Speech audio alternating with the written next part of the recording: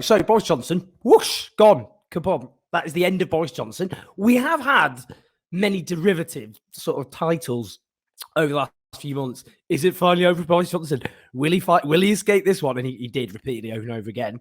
Aided and abetted by much of the media in this country, Boris Johnson has been able to survive things which you'd expect would normally take down a conventional politician. But he is now over. I know lots of people saying, has he technically resigned or not? He's out. Now, it's interesting. A lot of my friends have said to me this week, oh, you seem a bit subdued, given Boris Johnson is finished. That's the end of Boris Johnson. You're not a fan of Boris Johnson. You seem quite upbeat, but you're not exactly kind of punching the air. The reason for that is, I cast your mind back to 2019. Theresa May, her wretched premiership finally implodes. And then what happened? And I think that's the problem, that the golden rule, the iron law of British politics is however bad and terrible you think things currently are, they can always get a lot worse.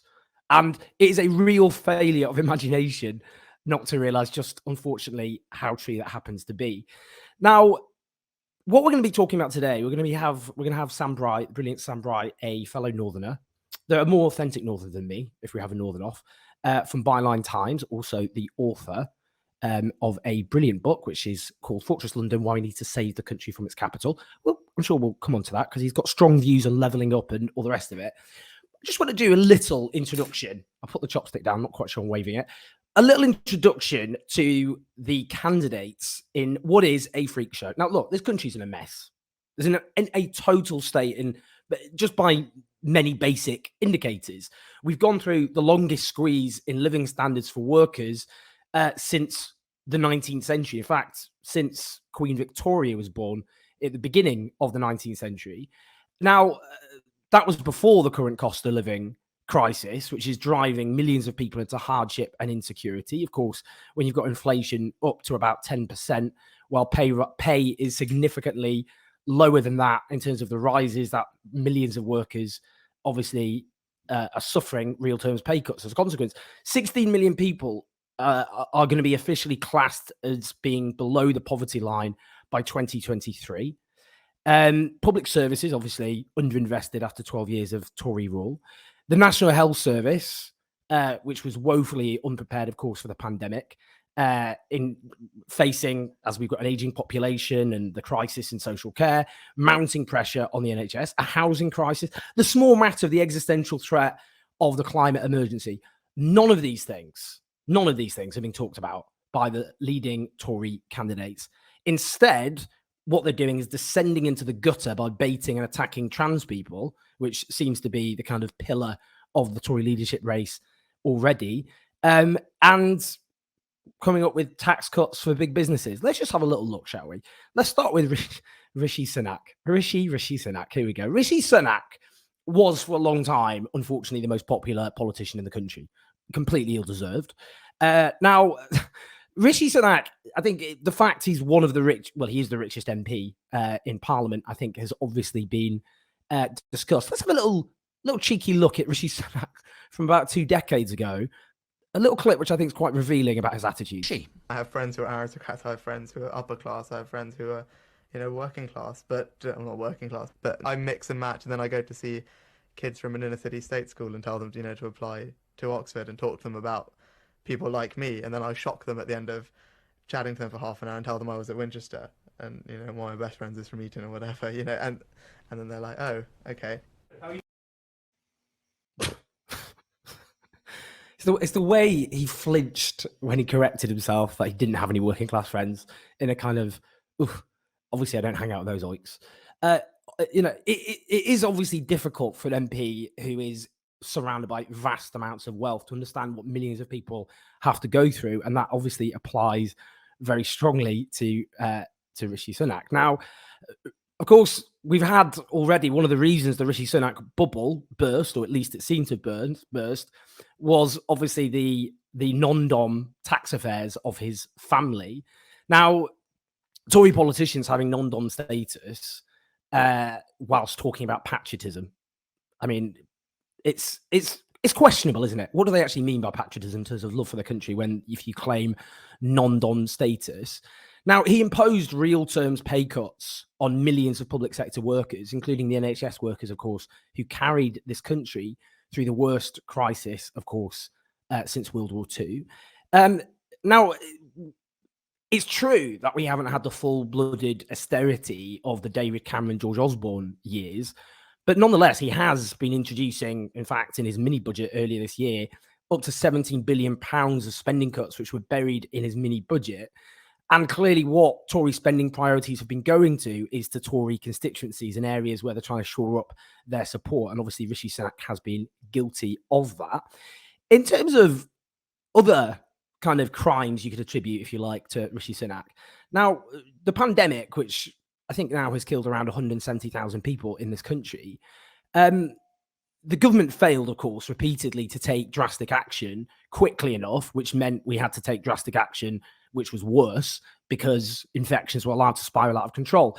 Now, when Sage called for a circuit breaker lockdown back in September 2020, that's where we're at, yep, September 2020, Rishi Sunak brought in anti-lockdown so-called experts, obviously completely discredited in their claims and analysis, in a successful effort to convince Boris Johnson not to introduce that lockdown. But then we had to have a lockdown anyway. And then we had a worse lockdown, partly because we ended up with the variant, Alpha variant, or the Kent variant as it was originally known, and one of the reasons those variants became more likely is because infections were allowed to spiral out of control. So Rishi Sunak is one of the architects of the pandemic, of the disastrous, it should be regarded as a disastrous, the disastrous strategy to deal with the pandemic.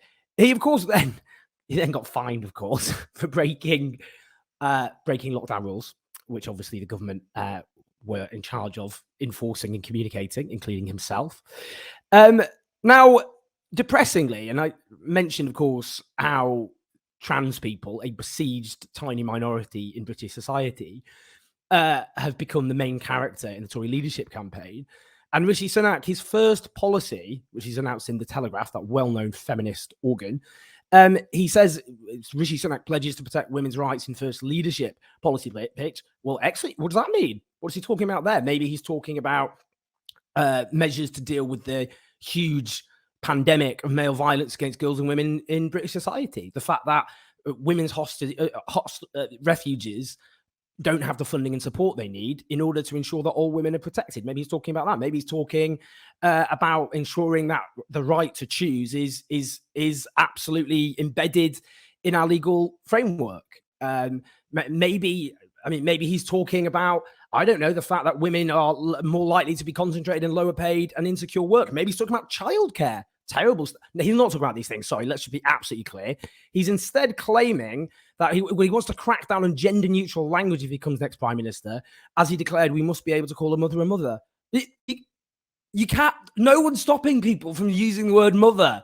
Can we just stop pretending this is a thing? It is. Look, I've not been arrested. Mother, see? That's Rishi Sunak. Now, Jeremy Hunt is often portrayed as the moderate candidate, a kind of Cameroon. I mean, when people say David Cameron and George Osborne were moderate, they introduced slash and burn austerity cuts, which actually led the country to the social and political turmoil that it's been in ever since. Now, he was, again, one of the guilty men of the pandemic because he was obviously health secretary for years, and he even admitted he was part of the group thing that contributed to the UK's pandemic failures, as he put it himself. Including, of course, not having what he went on to say is he didn't have, he should have trained up more NHS staff. But the NHS under the Tories went through the longest squeeze in its funding as a proportion of GDP, the economy, since its foundation back in the 1940s. And obviously, Jeremy Hunt is a guy who took on the junior doctors, the workhorses of the National Health Service. I'm sure many of you will remember that. Now, as well as that, what Jeremy Hunt is calling for is to slash corporation tax down to 15%. Now, as actually Chris Giles has pointed out from the Financial Times, let me just bring up what he said. I mean, this is also Sajid Javid. He's also arguing that corporation tax needs to be cut. It's actually going to be increased, which was a repudiation of Tory dogma because they claimed if you cut corporation tax, it pays for itself, which isn't true. but that will obviously cost billions of pounds. So they're talking about giving, a black hole in public spending in order to fund tax cuts for big businesses who absolutely don't need it. Now, what Chris Giles, a Financial Times journalist, made clear was it would be in breach of the OECD, it's the group of industrialized nations, Pillar 2 minimum corporate tax rate agreement.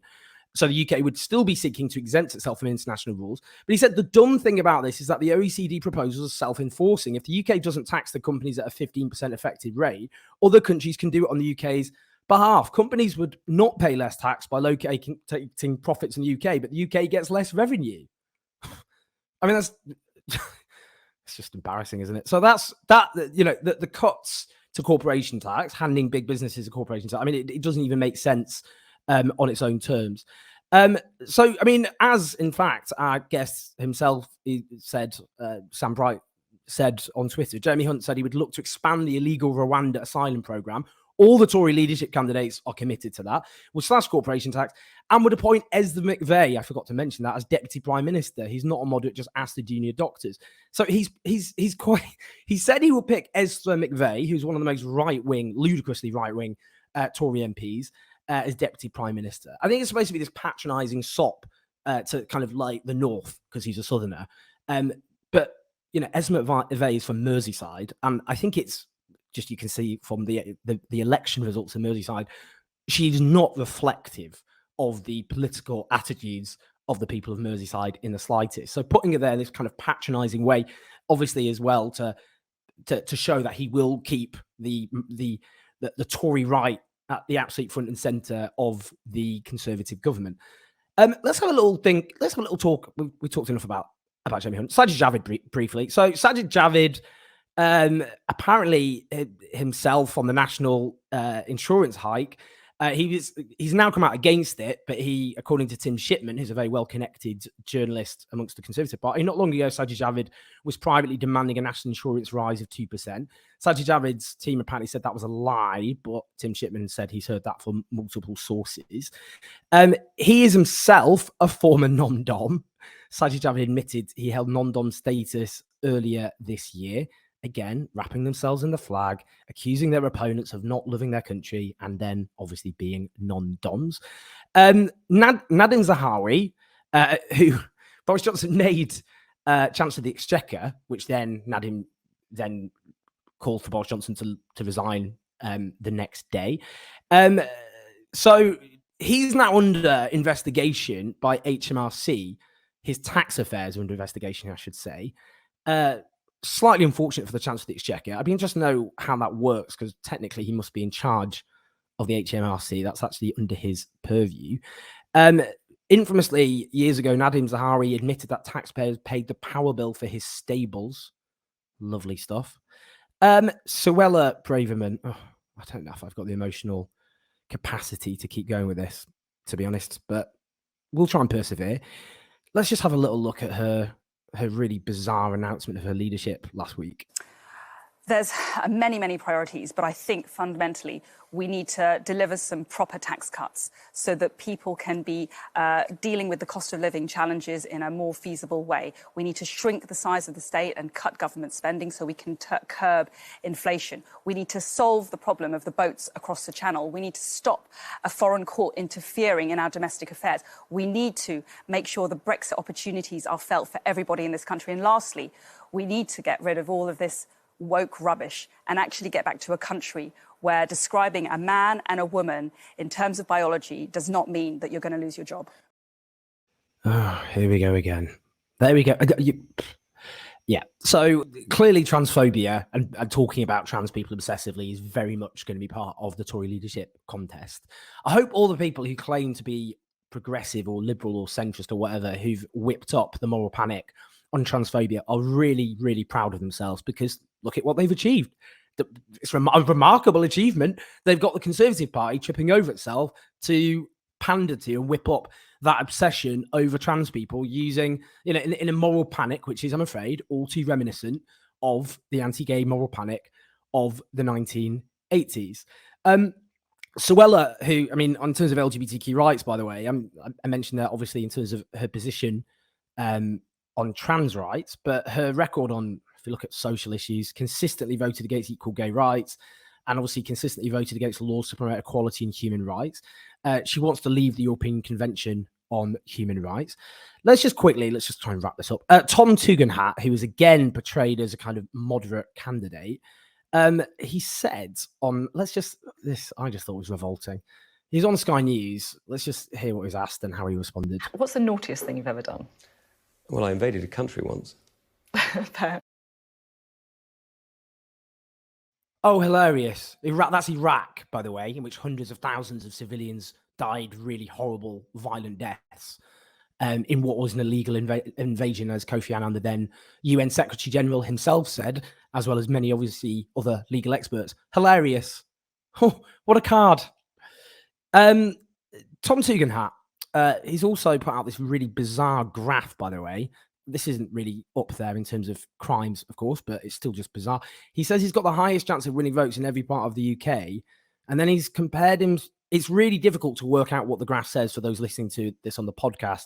But it's got informal Labour seats and potential swing seats. And he compares himself to other candidates by saying how many percentage points he's more popular than them. Just a really odd thing to do.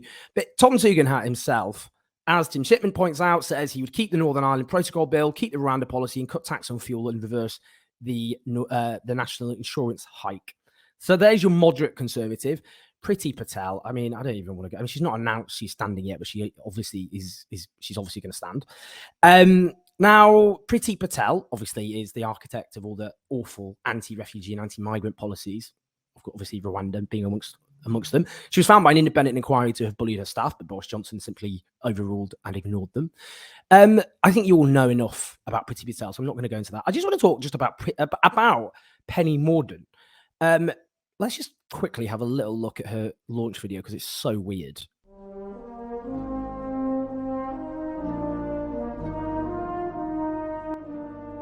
We're starting the process of electing a new leader of the Conservative Party.